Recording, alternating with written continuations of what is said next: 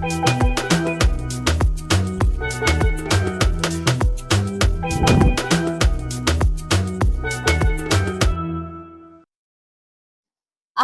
read this book 2 years ago, but when I reread it again this year, it did not feel the same.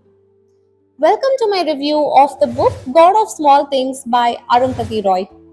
The story takes place in the 1960s, set in a small town called Ayamanam in Kerala, and follows the lives of Esther and Rahel, a pair of twins.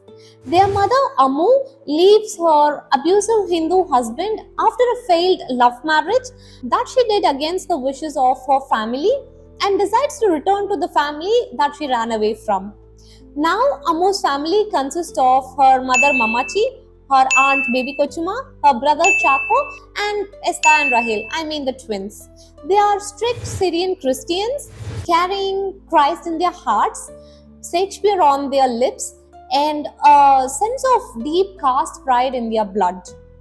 Through Roy's storytelling, we see Amu and the twins, I mean her children, treated as outcasts not only because of Amu's divorce but also of the mixed Hindu Christian background of the twins.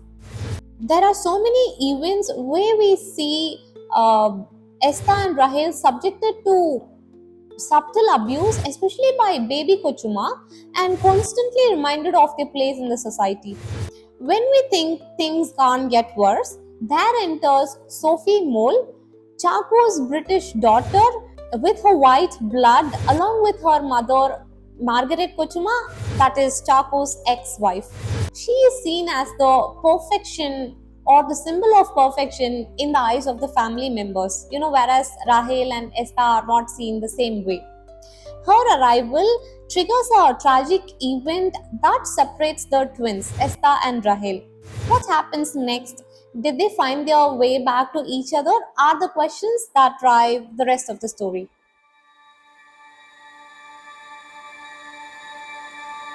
Roy brings Kerala to life. We could almost feel the sand beneath the characters' feet, the smell of spices in the air, and the constant buzzing of insects around the characters. It's not only just Esther and Rahel going on a bus, it's Esther and Rahel going on a bus, on buses, I mean, named Beenumol and Lucy Kuti with the local flavor of Kerala. The vivid descriptions of the political happenings, the petty state of the Kochi airport, and also the life of a Kathakali dancer makes us feel as if we are right there in the heart of Kerala.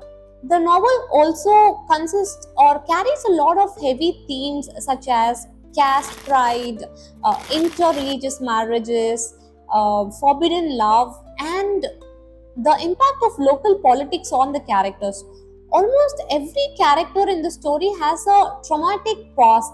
It's not only their personal past, but they are also burdened to carry the past of their caste and communities.